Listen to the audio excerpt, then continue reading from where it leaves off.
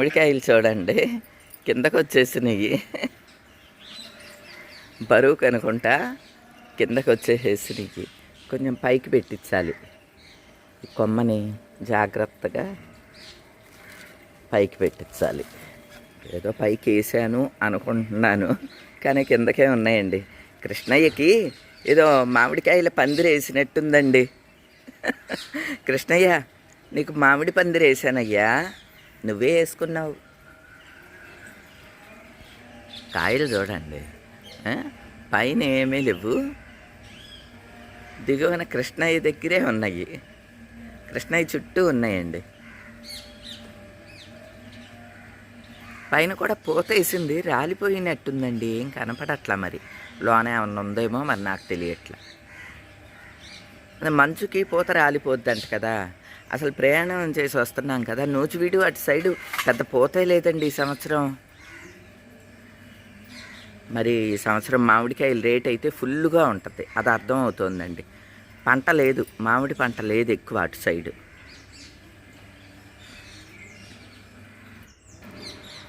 మొత్తం డబ్బాలు చూసారా, గింజ లేకుండా ఖాళీ చేసేసినాయండి చిలకమ్మలో.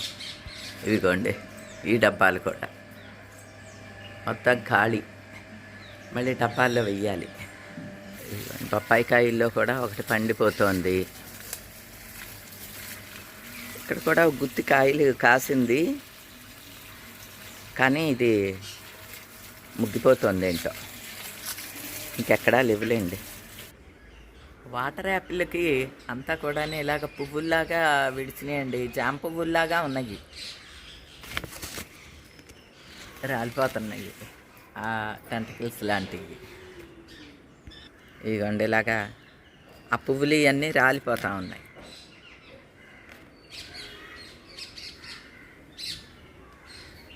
బహుశా ఇవి కాయలు అవుతాయి అనుకుంటా.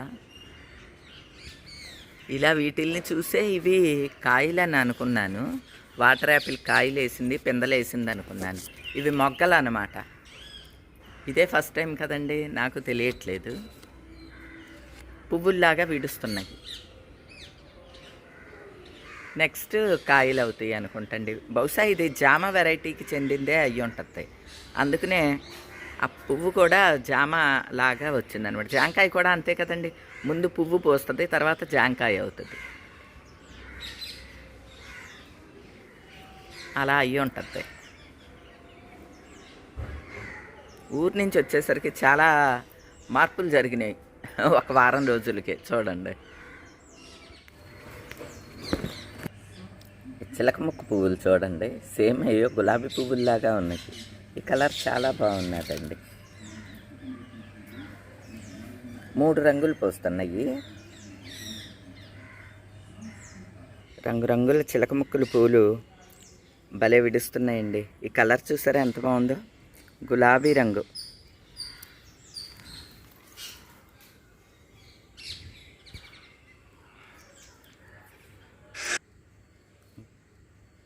గులాబీ రంగు భలే అందంగా ఉందండి.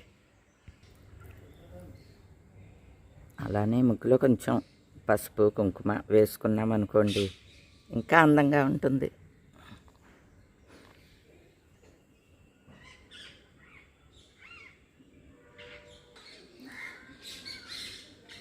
వస్తున్నానమ్మా, చిలకలు పిలిచేస్తున్నాయి, ఉండండి. కృష్ణయ్య దగ్గర ముగ్గేసుకుని వచ్చేస్తాను. 2 బియ్యం బస్తాలు అన్నమాట అండి చిలకల కోసం. మేము వచ్చేసరికి నరసమ్మ తెచ్చి ఉంచిందనమాట. తను ఇలా బస్తాల పలానా తెచ్చేసి పెట్టుద్ది అనమాట. ఇవన్నీ బియ్యం అండి. సాధారణంగా ఇలా డబ్బాలో వేసేసి పైన పెడతాను అనమాట అండి. ఈ డబ్బాని చిలకలు ఎలా కొట్టేసినాయో చూసారా అండి. అంటే ఇవి టప్పర్వేర్ డబ్బాలు అనమాట. సరే ఈ డబ్బా అయితే పాడు చేస్తుంది అని చెప్పి స్టీల్ డబ్బాలోకి తీస్తాను ఇప్పుడైతే. ఇదేమో ఆవుల కోసం దాణా, ఇలా తీస్తామన్నమాట. దాణా బస్తా ఆపలానే ఉన్న ఈ డబ్బాలోకి తీసి ఇలా ఈ 2 ఇంట్లో ఉంచుకుంటాను. ఆవులు రాగానే గబాలను వేస్తూ ఉంటాను. ఇవి కూడా తీస్తాను. ఇదిగోండి ఇలా అనమాట. దాణా అంతా ఇలా ఉంటుంది. ఇదేమో చిలకలకి. ఈ 2 డబ్బాలు వాటి కోసం అనమాట అండి. స్టీల్ డబ్బాలోకి తీసామనుకోండి గొడవ ఉండదు, ఇందులోకి తీస్తాను బియ్యం ఇప్పుడు. నెలకి ఒక 100 కేజీలు కొంటాను అనమాట అండి చిలకల కోసం.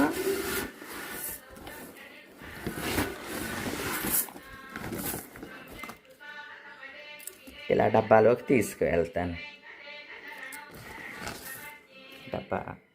డబ్బా వేసేస్తాను. వచ్చేటప్పుడు మళ్ళీ తెచ్చి రోజు ఇక్కడ ఈ డబ్బా ఇదిగోండి కాఫీ బియ్యంలో పెట్టుకుని ఈ బియ్యం డబ్బాని పైకి తీసుకుని వెళ్తాను.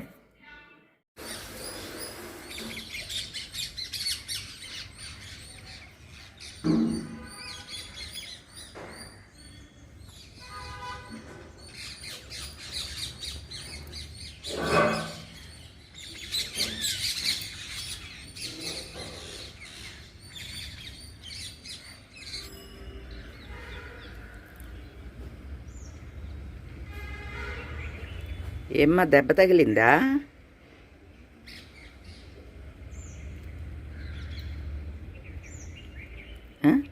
నీకేమన్నా దెబ్బ తగిలిందా?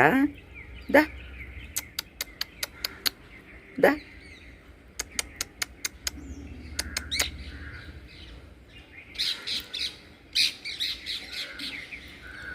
దానికి అక్కడికే కొన్ని బియ్యం వేద్దాం.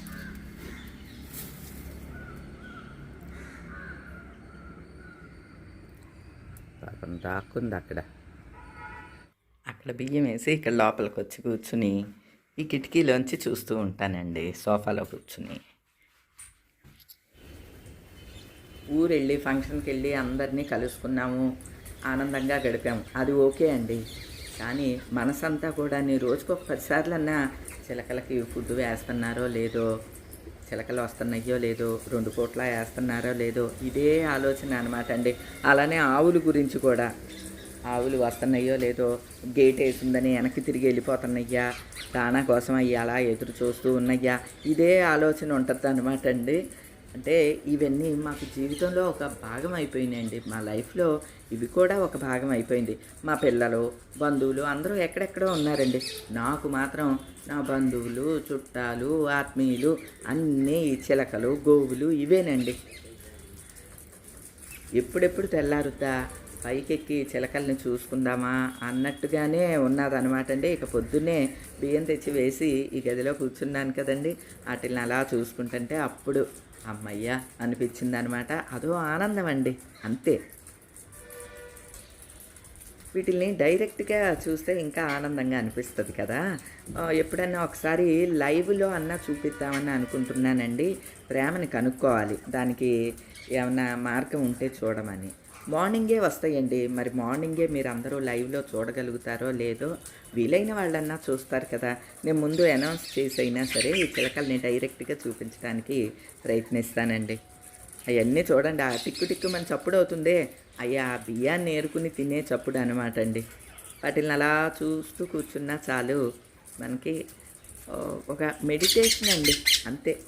ఇంకేమి గుర్తురావు వీటిని చూస్తున్నంతసేపు.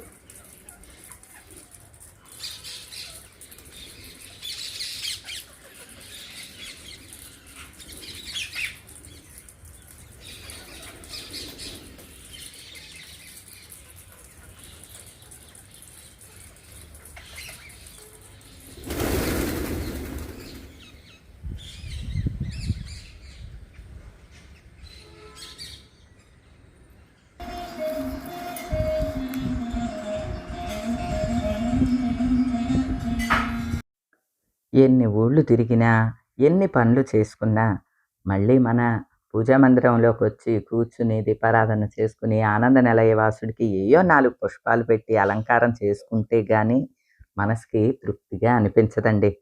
నాకే కాదండి, మన ఆడవాళ్ళందరికీ ఇదే అలవాటు. మనకి ఇంతకు మించిన అద్భుతాలు కూడా ఏమీ అక్కర్లేదండి.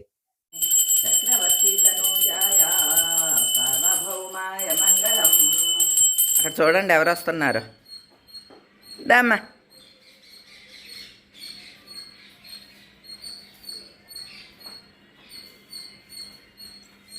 ఉండమ్మా, ఉండు కప్పులు ఇవి. ఏయ్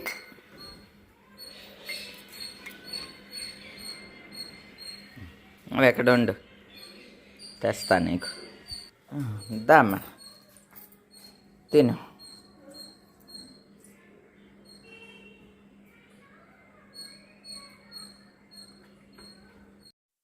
ఇక ఈరోజు బ్రేక్‌ఫాస్ట్ ఏంటంటే రొట్టెలండి. అంటే ఇది ఇడ్లీ పిండితో వేసే రొట్టెలనమాట. దోసలంటే పలచగా వేసుకుంటాం కదా! ఇడ్లీ పిండితో అయితే కొంచెం మందంగా వస్తాయి.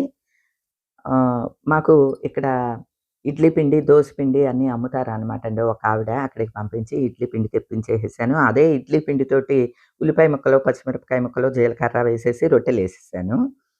అలానే ఈ చట్నీలు నాకు తిరువూరులో మా పిన్ని వాళ్ళ కోడలు ఇచ్చిందనమాటండి. నిమ్మకాయి, ఉసిరికాయి, టమాటా, చింతకాయి ఇలా రకరకాల పచ్చళ్ళన్నీ ఇచ్చారు కదా! ఇయన్నీ మా కృష్ణా జిల్లా పచ్చళ్ళండి. కృష్ణా జిల్లా టేస్ట్ వేరుగా ఉంటుందనమాట. ఈరోజు చట్నీ ఏమి చేయకుండా ఈ రొట్టెల్లో ఈ చట్నీలు నంచుకొని తినేసేసామండి. మంగా వచ్చామ్మా. రాత్రి వచ్చామమ్మా. రాత్రి వచ్చాము. అన్నీ బాగా జరిగినాయి. బట్టలు బాబు అక్కడ వేసేసినట్టున్నాడు చూడు.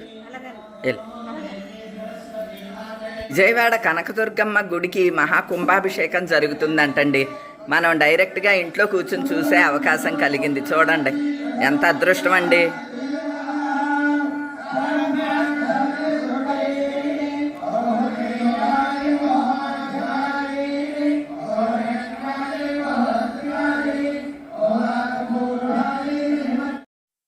ఇక ఈరోజు పనంతా చూసుకున్న తర్వాత తిరువూరు నుంచి పండు మిర్చి తెచ్చుకున్నాను కదండీ! పండు మిరపకాయలు పచ్చడికి అన్నీ రెడీ చేసుకోవాలనమాట.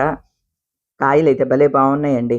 ఎర్రని రంగుతోటి చాలా గట్టిగా ఉన్నాయి, బావున్నాయి. పెద్ద పెద్ద సైజు కూడా ఉన్నాయండి. అంటే మిరప్పళ్ళు ఇలా ఉంటే పచ్చడి టేస్ట్‌గా ఉంటుందనమాట. 2 కేజీలు తెచ్చుకున్నాను. ఈ 2 కేజీలు పచ్చడికి కావాల్సినయన్నీ కొలత ప్రకారం తెప్పించుకోవాలి కదా! ఇంట్లో ఉన్నాయి కాకుండా ఈ పచ్చడికి ఎంతైతే పడతాయో అంత లిస్ట్ రాసి తెప్పించుకుంటాననమాట. మళ్ళీ ఇంట్లో మనం కొలతేసుకోవటం ఇయన్నీ లేకుండా. మిరపకాయలైతే నాకు చాలా బాగా నచ్చినాయండి. మేమైతే కొరివి పచ్చడి అంటామండి. మీకు అర్థం అవుతుందని చెప్పి పండు మిరపపళ్ళ పచ్చడి అంటున్నాం గానీ, మా కృష్ణా జిల్లా అంతా కొరివి పచ్చడి అని అంటాము. నా ఆల్ టైమ్ ఫేవరెట్ పచ్చడి ఈరోజు పట్టేస్తున్నా. మా సైడు ఈ మిరపళ్ళు దొరకవు కదండీ! లాస్ట్ టైమ్ అయితే హైదరాబాద్ నుంచి తెచ్చుకున్నాను. మీకు గుర్తుండుంటుంది. ఇప్పుడు దారిలో కనిపించినియి గాబట్టి తెచ్చుకున్నాను. ఇక ఈరోజు ఈ పచ్చడి కార్యక్రమం చూసుకుంటున్నాను. ఈ రోజుకి ఇదేనండి. మరో మంచి వీడియోతో మళ్ళీ కలుస్తా. అప్పటి వరకు ఉంటానండి.